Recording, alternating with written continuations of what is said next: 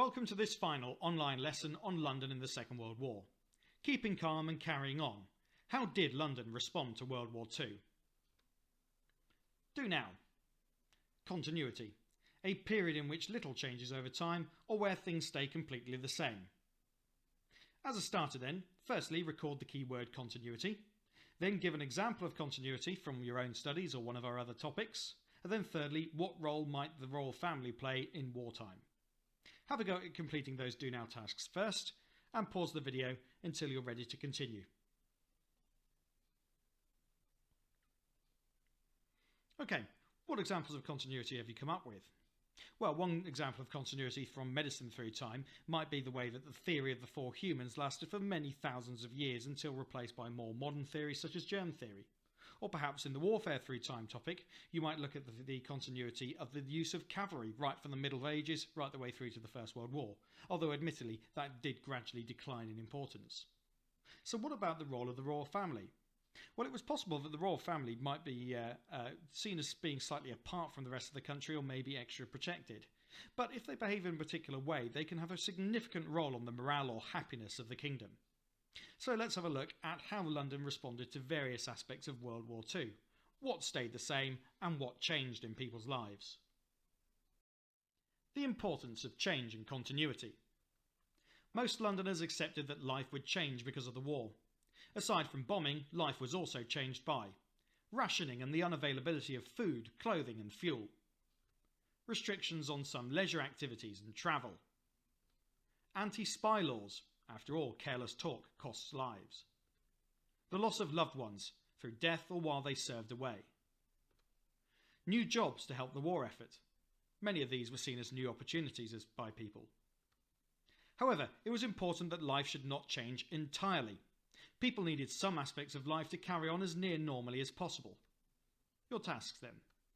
Firstly, record the changes in wartime life, and as an extra challenge, record them in order of how much impact each would have on the average Londoner. Then, why would it be important for morale to keep life as normal as possible? Remember that humans are creatures of routine. We like things done in a certain way. Although we can adjust to a lot, certain things are really important to us. Pause the video now and complete the tasks. In terms of task 1, I'm not going to suggest a potential order for this because it's very much a matter of opinion. But why is it important for people's morale to keep life as normal as possible? Well, if you do not have some aspects of normality, it can seem as if life itself has ended, and that's very serious in terms of people carrying on and feeling like they have something left to fight for.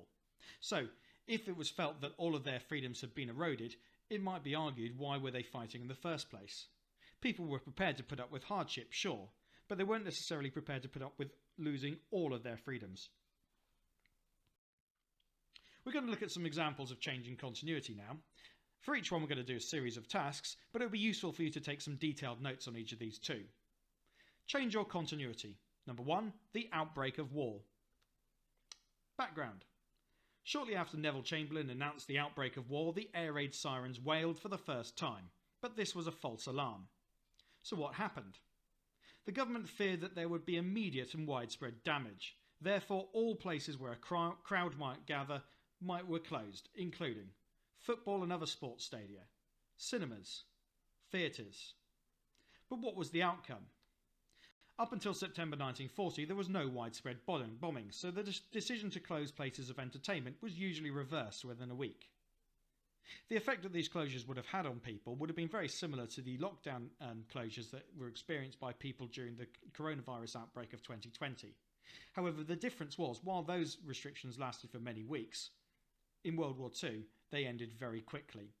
Principally because, unlike the invisible disease killer, this particular danger did not materialise in the way that was expected. So, a crowd like the one that you see in the football match being played in the top right corner there would have been impossible during World War II to begin with because of the fear that one bomb landing in that tightly packed crowd would cause untold damage. But when it turned out that the bombing was not so immediate as feared, those crowds could once again safely reconvene. Your tasks then. Firstly, record what changed in life. Secondly, what stayed the same. Thirdly, is the outbreak of war a better example of change or continuity? Explain whatever choice. And then lastly, what best explains this change in policy to reopen places? The lack of bombing or the risk in harming morale? Whatever your view, explain. While you complete those tasks, pause the video.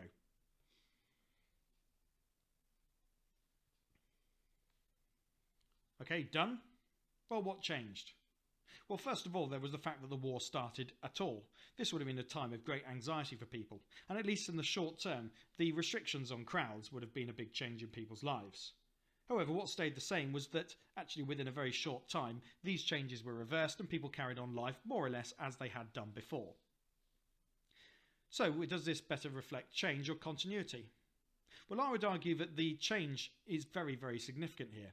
The outbreak of war is a massive change. So although life largely continued as it had done before to begin with, perhaps change might not be a bad shout here, because after all, the outbreak of war was going to be much more long-term than the short-term limited impact on people's everyday life.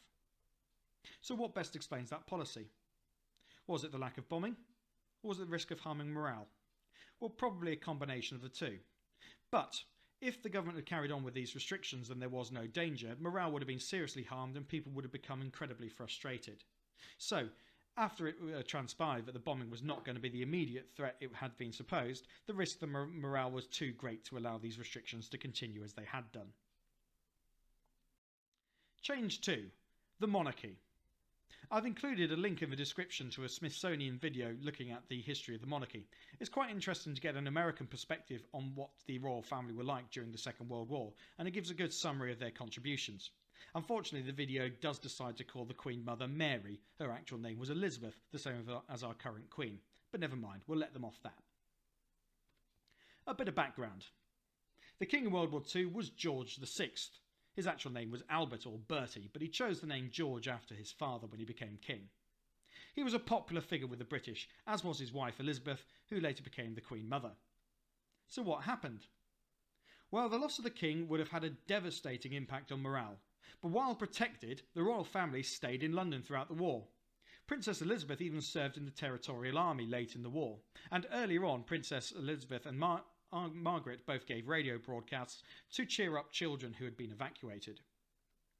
What was the outcome? Well, the King and Queen were widely respected for staying in London. Buckingham Palace was itself bombed several times during the war, and the King and Queen were keen on going and visiting victims of the bombing and showing that they were still out there on the front lines. Your tasks then. In what ways does the film suggest that the King helped the war effort? Is this an example of change or continuity? Explain your choice. And as a challenge, the film is blatant propaganda and therefore of no use. Explain why this point of view is incorrect. Pause the video while you complete those tasks.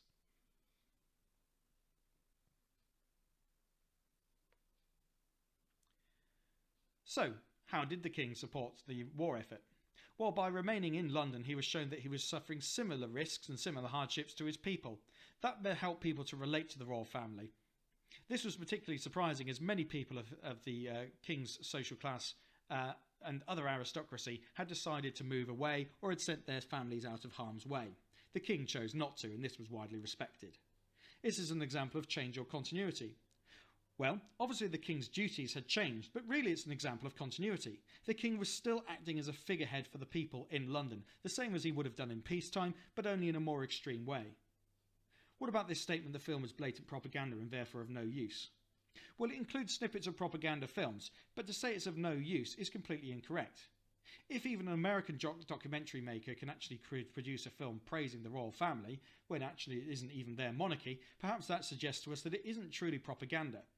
And anyway, even if it was pure propaganda, would it really have been lacking in use? Well, not really, because it would have shown what view the government wanted us to have of the royal family at this time. Let's move on to the next section. 3. The government. A couple of things to interpret first of all. The Cabinet War Rooms are a bomb-proof bunker underneath Whitehall in the middle of London. It's now been turned into a museum, and a particularly fascinating one because they have preserved the rooms exactly as they were at the end of the war. Source A above shows the preserved map room of the Cabinet War Rooms preserved as a museum, and Source B below shows part of the plan of the Cabinet War Rooms, which was a massive complex underneath Whitehall covered with a bomb-proof concrete protective layer. First of all, number 1 is the Cabinet Room itself, where the most high-level meetings of government took part. Number 2 is Churchill's office. Number 3 is Churchill's bedroom. And number 4 is the map room that is shown in source A. A bit of background. By the time the Blitz started, Winston Churchill was Prime Minister of the United Kingdom. So what happened? London remained a centre of government. This was practical. Government departments were already located there, and it also helped morale. The government was seen as suffering alongside the people. But what was the outcome? Churchill and the government had substantial protection. The Cabinet War Rooms under Whitehall were a bomb-proof centre of government.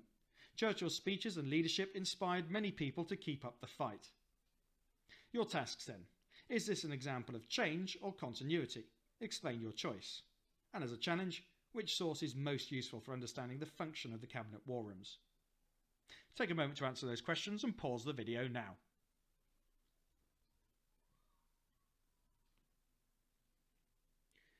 What do you think? Change or continuity? Well, certainly the government's role did change during wartime. However, the fact it remained in London and continued operating in London, albeit from a more protected circumstances, shows that really this is more of an example of continuity yet again. Also, as a challenge, which of those sources did we find more useful? I would argue that probably source B is the slightly more useful one. It gives us a better and more detailed idea of the functions of the Cabinet War Rooms, rather than just as an interesting picture showing one of those rooms. Let's move on to the next section. Art and heritage. 2 examples of London churches there that saw very different fates. Background. Being the capital city, London had some of the greatest artworks and architectural treasures in the country. So what happened? Many of the most important national treasures were taken away to Wales and stored safely underground. The Llanberis slate mines was where much of this happened. Buildings couldn't be moved, however, and many historic buildings and churches were destroyed or otherwise damaged. However, special effort was made to save St Paul's Cathedral, which is pictured at the top right. That then became a symbol of London's resistance against the Blitz. So what was the outcome? Well, national artworks were saved, as was St Paul's. Many of the other buildings either had to be rebuilt or were wiped off the map. Some tasks then. Do these actions suggest change or continuity? Explain. Secondly, why might St Paul's have been an important symbol? And thirdly, why was so much effort put into saving national art and treasures? Pause the video now while you attempt those questions.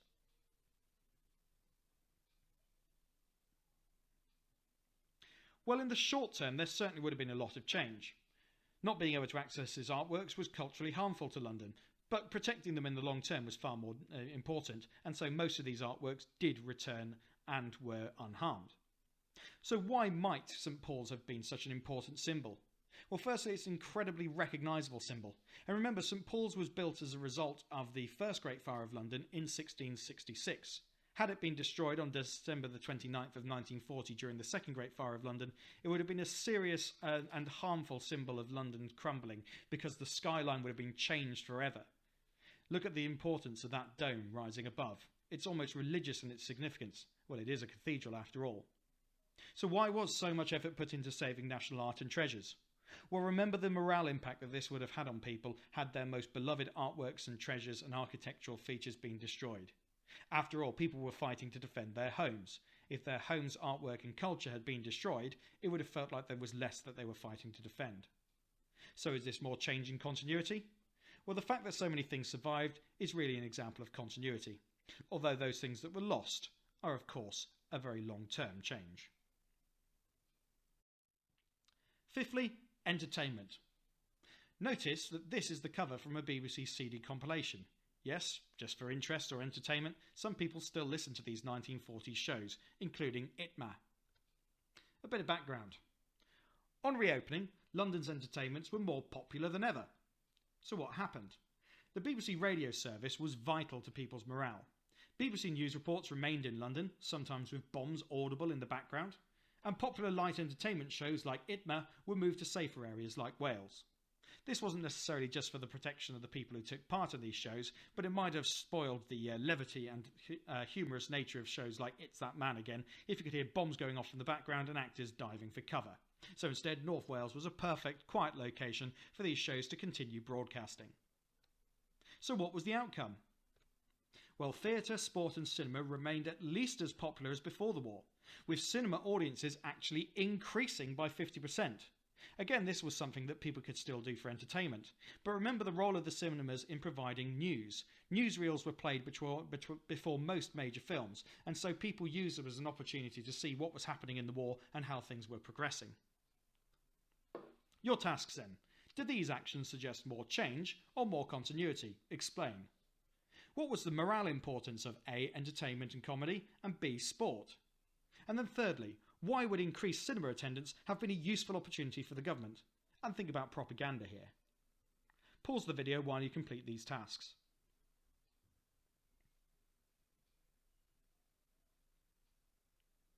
Well, there is some continuity here because people were continuing to enjoy entertainments. However, there is also change. The increased cinema experiences are an example of this. So what was the morale importance of entertainment and comedy? Well, people didn't just all of a sudden lose their sense of humour because there was a war on. If anything, it was needed more and more. Comedy was a good way of helping people to forget the worries and stresses of the war and make them feel good about themselves, and so were other forms of entertainment.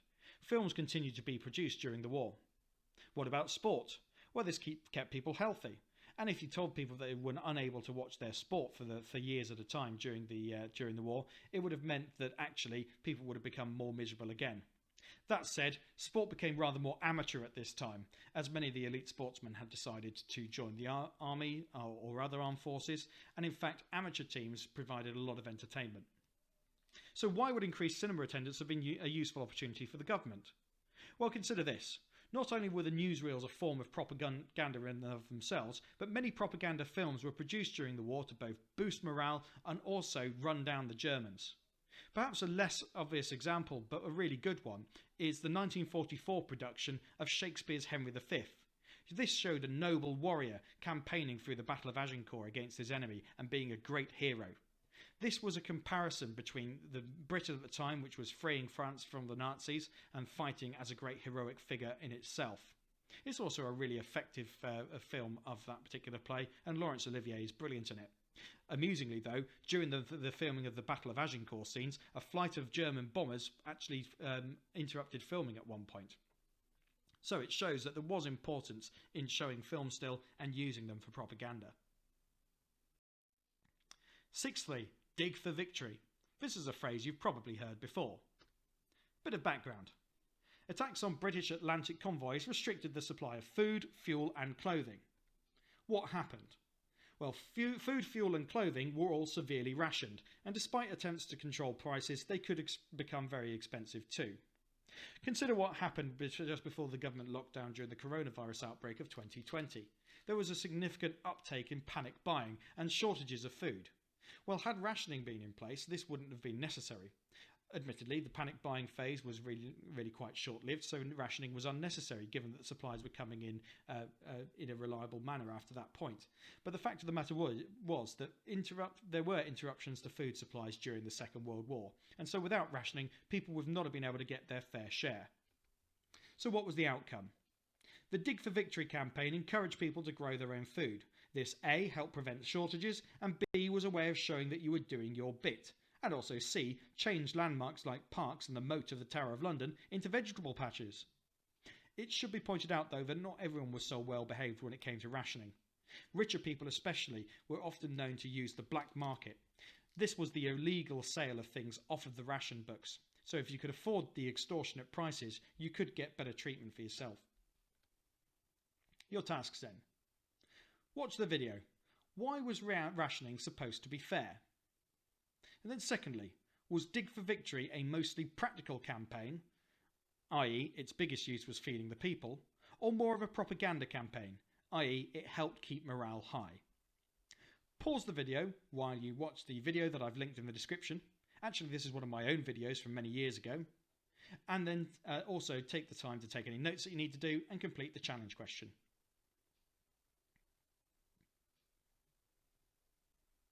Well, rationing is supposed to be fair because everyone would get just enough. In fact, the ration was enough to stay healthy. That was the whole point of it. It wouldn't have necessarily been very varied or very interesting, but you could live on it. So was Dig for Victory mostly practical, or was it mostly propaganda? Well, certainly it had tremendous propaganda values, but people really valued being able to get healthy fruit and veg off the ration effectively free, and so it was a really popular idea. Some people still have vegetable patches and allotments in their gardens to this day and grow their own food, and so it shows how the British culture embraced the dig for victory process. In summary then, firstly make a table with the headings normal and not normal. From the notes that you've completed so far, or by re-watching this video, add bullet points about life in London in World War II to fit these descriptions. What carried on as normal and what really wasn't normal about the situation. Try and go beyond the obvious of people being bombed not being normal. Secondly, explain why cinemas and theatres were shut in 1939, and as an extension explain why they were reopened a very short time after. Then explain whether you feel the following statements are true, partly true, or false. Normal life stopped completely for Londoners in World War II. The government and monarchy experienced the Blitz alongside ordinary Londoners. Back up your explanations with specific examples from your notes. Pause the video now while you attempt this.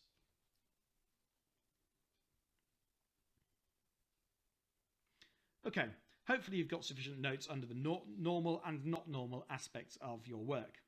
For part 2, why cinemas and theatres were shut were because of the crowds there. One bomb hitting a cinema might kill hundreds of people, but they were reopened when it was seen that this was having an impact on morale, and also when it was seen that the bombing was not actually occurring in the way that had been expected at the start of the war.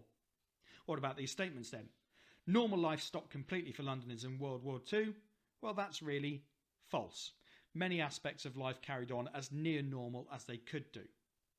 The government and monarchy experienced the Blitz alongside ordinary Londoners. Well, this is probably partly true. Yes, the royal family and the government did remain in London and suffered some dangers. But let's not kid ourselves that they weren't better protected than your average Londoner.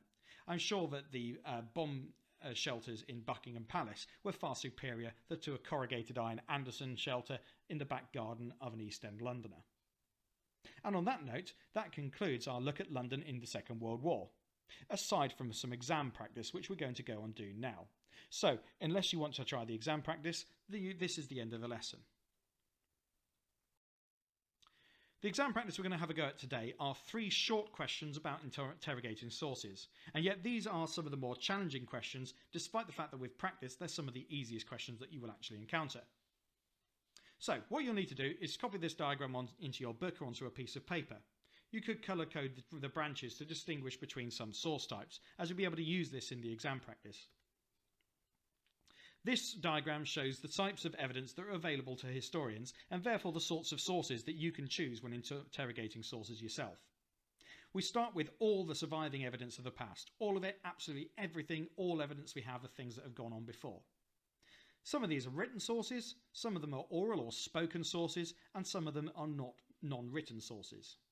Written sources that are relevant to the Blitz might be divided between private documents, so these are ones that people write for themselves, official or government records, and unofficial documents that are produced by other means.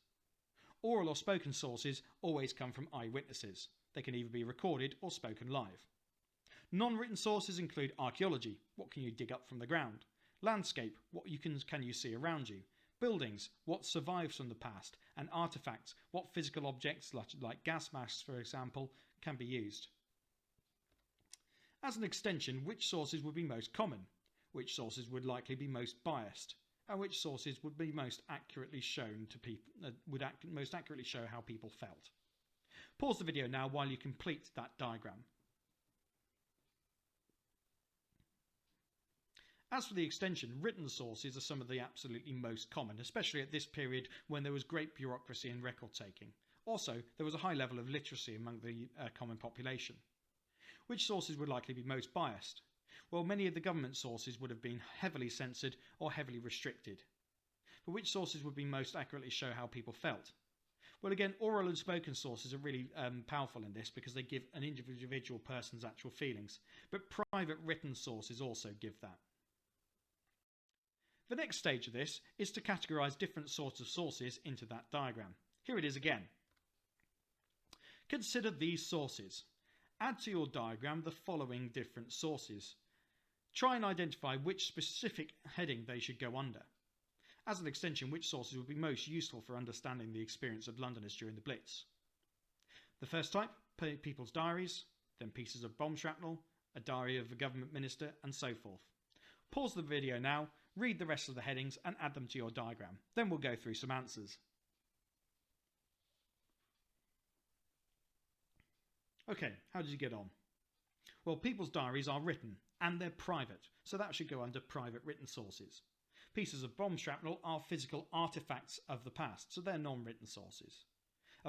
A diary of a government minister is an unofficial document, so it's somewhere between private and unofficial.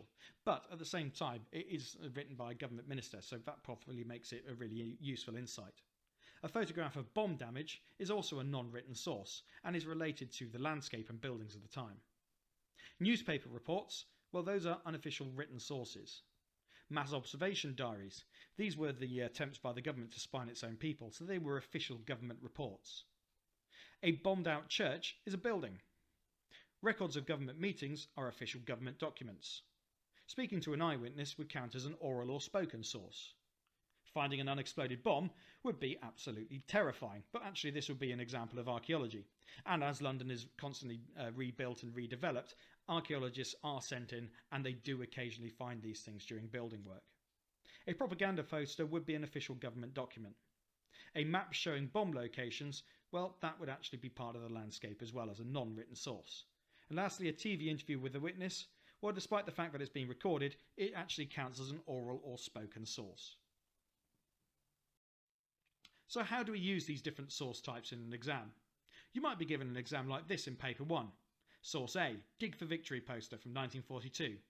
Dig for victory, for their sake, grow your own vegetables. With all those kids in the background looking very happy. An exam-style question for this source would look something like this. Study Source A. How could you follow up Source A to find out more about the Dig for Victory campaign? 4 marks. The principal challenge with these questions is that pupils are not used to doing questions of this type. They're used to answering questions rather than having to ask them themselves. The other most common mistake is that the question is asking us to find out more about the Dig for Victory campaign. If your chosen question doesn't address this point, you cannot get the marks. In your answer, you must give the question that you would ask, the type of source that you would use. Complete a table like this. You can make a copy of this in your book now. As it happens in the exam, it would be laid out very much like this, but with more space for you to write your answer. Have a go at this task now, and don't spend any longer than about 5 minutes on it.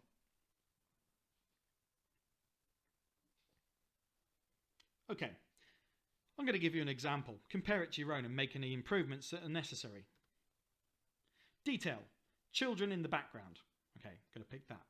Question, did people grow food to feed their families? Now let's just check, is that question going to help us find out more about the Dig for Victory campaign? Yes, I think it is. Source that we could use, diaries. Why? Because people might have described who benefited from the extra food, including their children. Simple as that. Okay, make any necessary improvements, and when you're ready, press play and we'll move on to the next question. Source B. King George VI and Queen Elizabeth visit rescue workers of the Heavy Rescue Unit on the morning after an air raid in 1940. Here's the exam-style question to go with it. Study Source B. How could you follow up Source B to find out more about the role of the royal family in World War II? Again, your question must be focused about finding out more about the role of the royal family, otherwise you won't get the marks. In your answer, you must give the question that you would ask and the type of source that you could use. Complete a table like this one again. This time, have a go at working it out for yourself. Spend about 5 minutes on this question, then press play when you're ready to continue.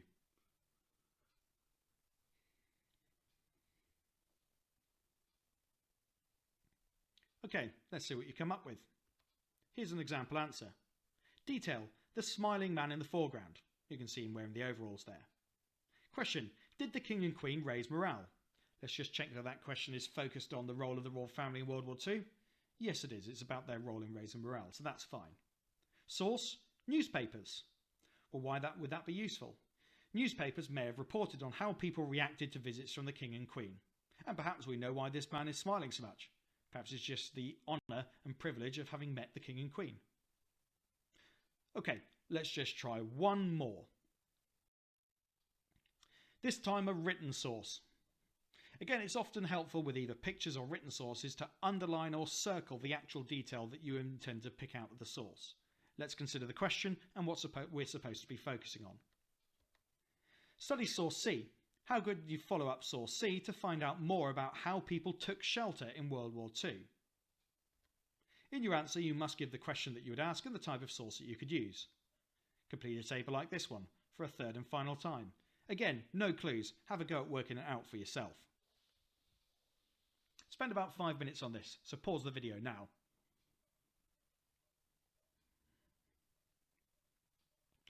Surely we're getting good at these now. Okay, source C, someone who lived through the Blitz remembers her experiences using the London Underground stations as shelters. This extract is from an interview conducted in 1990. We found that everyone was going down the tube, that's the Underground Railway. There was no rush, no panic, just a stream of people making for the shelter where we children would find our friends and have a noisy game before settling down for the night. Well, the detail that I've decided to choose here is the quote, no rush and no panic. As a question, I'm going to ask, was not panicking a normal reaction? Well, is this going to help us find out about how people took a shelter? Well, yes, it will, because it'll tell us whether there was usually a rush and a panic for the shelters or whether people went down there very normally. A source might be government mass observation diaries. Why? Because the government may have recorded information on how people behaved in air raids. I could also add to that the government would have been very keen to get an accurate idea of how people typically responded in these times to know if they needed to change their approach at all. That's the last question. Finally, was this London's finest hour? Check out this photograph of the milkman delivering his round. It's a very famous photograph that for many people sums up the attitude of the Blitz. The milkman is continuing his round despite the fact that houses and homes around him have been bombed to smithereens, smoke still rises, and the firefighters continue to try and put out the fires from the night before. And yet he's keeping calm and carrying on. The truth of the matter is that this milkman was asked to do this as a posed photograph. The way he looks at the cameraman directly is quite an indication of this. However, he really was on his round. He really was trying to still deliver this milk. So despite the fact that this is a posed photograph, there is a grain of truth to it. Based on all we've learned about London in World War II, which of these statements do you think best fits the reality of how London coped with the bombing? Explain your answer with at least one specific example.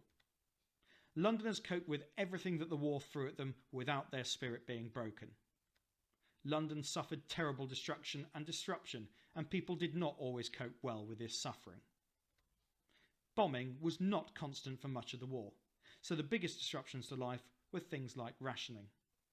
Now, I'll point out before you attempt this, every single one of those statements is true, at least to some extent. It depends upon your perspective. So what you're actually doing here is you are formulating your final interpretation of London in the Second World War. So despite all of those being at least partially true, go for the one that best suits your interpretation and what you feel and know about this topic. And for that reason, I'm not going to tell you what the correct answer is, because the correct answer is whatever you choose and whatever you can support. Remember that. And on that note, I'll say thank you very much for watching.